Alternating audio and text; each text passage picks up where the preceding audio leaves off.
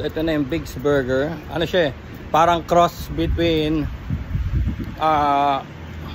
Angel Burger at saka yung Burger on Wheels. Yun, kasi may coleslaw eh. May coleslaw. Burger machine. Burger machine, di ba may mga coleslaw? Later on wala na rin, di ba? Ito binabalik nila yung coleslaw. Yung patty parang mas masarap kaysa sa Angel, kasi yung Angel parang nasawa na ako eh. Kasi parang may mga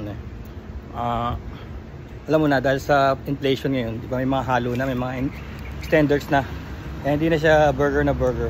Pero ito mura kasi 58, buy one take one. O lumalabas parang 29 isa, no? So pwede na. Big's Burger. Hindi ito yung special, ito yung buy one take one. Yung special nandun pa. Pero makakain ko kasi yung alam mo ibang buy one take one, hindi ko na makain eh. Ano na eh, iba na lasa niya eh. Hindi na siya lasang burger.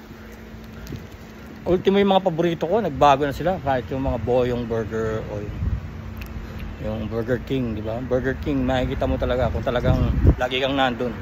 Malalaman mo na may nagbago na. May nagbago na talaga.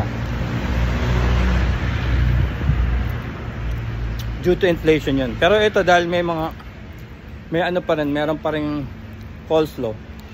So yun ang panalo, yung coleslaw. So babalik ba ako doon? Of course, may coleslaw eh. Diba?